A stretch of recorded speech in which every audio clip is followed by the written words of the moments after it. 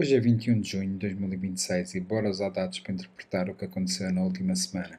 Então, houve um prolongamento do cessar-fogo, podemos ver aqui, o momento da assinatura, no Palácio de Versalhes, onde está o Trump, o Macron, o Ministro dos Negócios Estrangeiros francês e o Marco Rubio.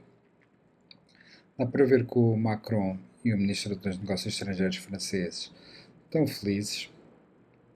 Não sei se por o acordo ser assinado em Versalhes ou se porque gostam do acordo, mas o Trump claramente não está feliz e o Marco Rubio ainda muito menos, está com um ar até talvez de chocado ao olhar para a assinatura.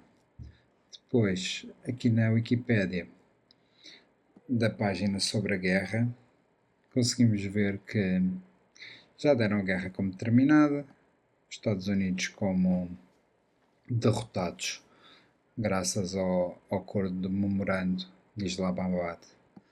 Portanto, o que é que o acordo tem tão especial? Podemos ver aqui que o acordo fala sobre o Líbano e sobre o respeito sobre a integridade territorial do Líbano. Portanto, não diz nada sobre se o Hezbollah pode estar ou não abaixo do rio Litani e diz claramente que Israel não pode estar dentro do Líbano. Portanto, em vez de ser como geralmente estes acordos entre o Israel e o Líbano costumam ser, como o de 2006, que o Hezbollah tentar para cima do rio Litani e o Israel não pode estar dentro do Líbano, ok? Neste caso, não há nenhuma menção sobre onde é que o Hezbollah deve estar.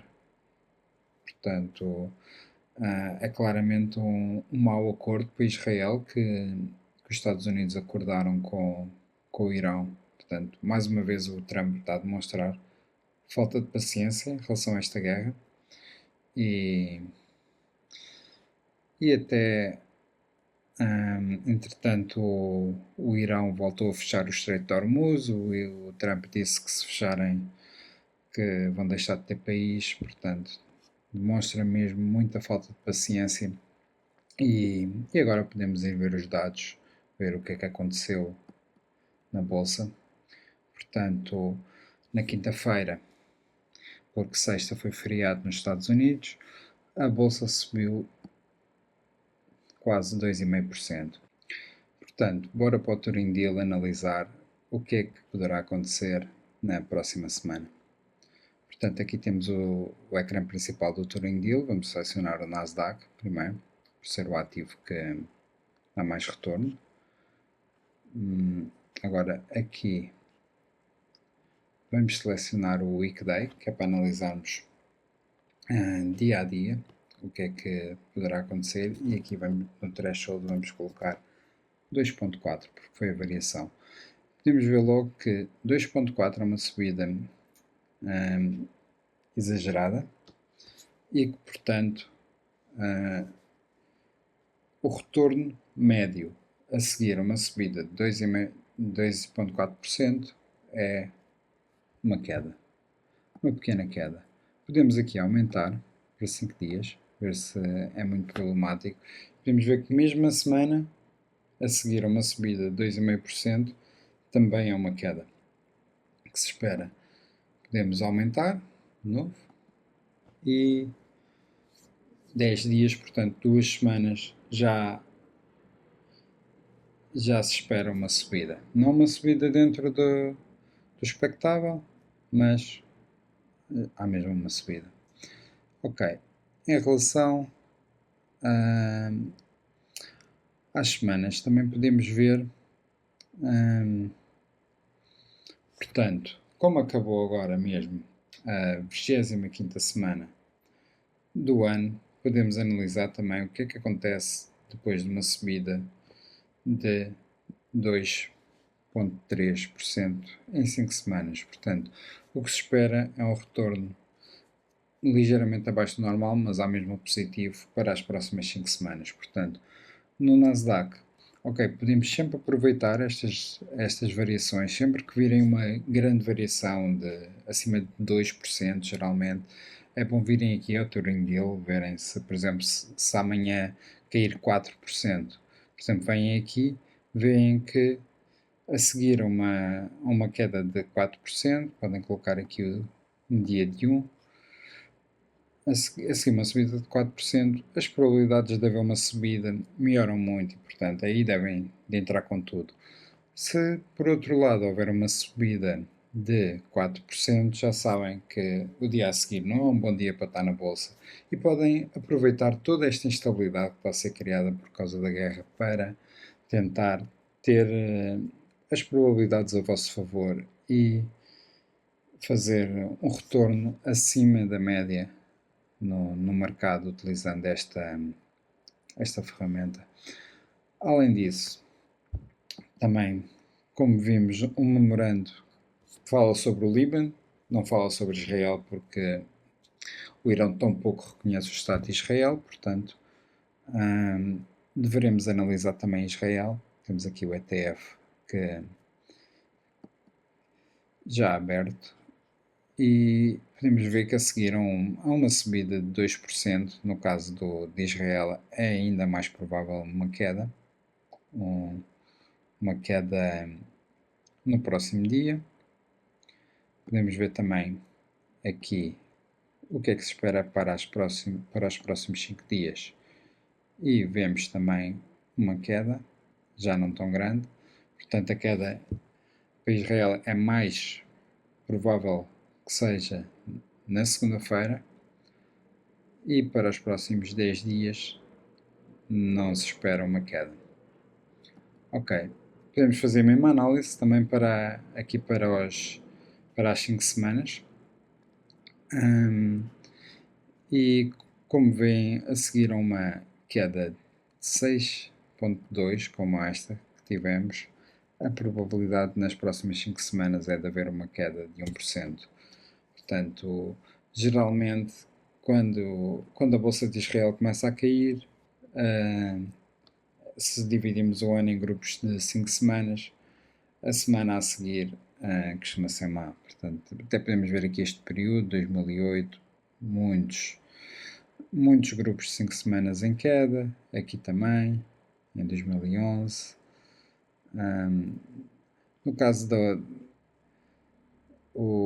no caso das últimas vezes, desta vez aqui em 2024 já não ocorreu, mas é muito frequente este padrão, talvez seja por os problemas de Israel serem tão complicados de resolver, não se resolvem em menos do que 5 semanas e, portanto, esta não é uma boa altura para estar dentro do mercado em Israel. Podemos também analisar o petróleo, já que toda esta questão é acerca de abrir o Estreito de Hormuz, não é? Portanto, vamos ver aqui primeiro quanto é que foi o retorno do petróleo. No caso do petróleo foi sexta-feira, embora o mercado tivesse fechado. Embora o mercado tivesse fechado, o mercado de futuros estava aberto, portanto podemos ver, ok, 2,6% num dia. O que é que se pode esperar no próximo dia no petróleo? Portanto, se colocarmos aqui 2,6%, a seguir uma subida de 2,6%, o retorno continua a ser expectável ser acima do normal. Agora podemos fazer a mesma análise para as semanas, portanto pegar em grupos de 5 semanas, isso é aqui esta opção Custom, que podemos selecionar aqui um grupo de 5 semanas e ver, ok, este grupo de 5 semanas foi uma tragédia no petróleo, caiu 30%, e se carregarmos aqui deveria atualizar ali, não está a atualizar, podemos inserir aqui diretamente 30%. Ok, a seguir a uma queda de 30%, as probabilidades de haver um salto são muito altas. Portanto, ocorreu uma vez aqui em 2020 e ocorreu de novo. É extremamente raro. Talvez faça até sentido então vermos quais é que são as probabilidades a seguir a uma queda de apenas 20%. Ok, já são mais do que apenas duas ocorrências, já ocorreu aqui 8 vezes. Neste caso, a probabilidade continua a ser de uma queda. Portanto, ok, se calhar foi uma espécie de overfit, porque sendo só duas ocorrências, não justifica. Não justifica esperar que volte a acontecer, já que foi tão raro. Foi tão raro que provavelmente a informação que temos não é suficiente para tomar nenhuma decisão. Neste caso já é 2,5%. Ok, a seguir uma queda, o mais provável é a queda continuar. No caso da queda ser tão forte como experimentar talvez 25%, ver, depois continua a ser muito poucas ocorrências.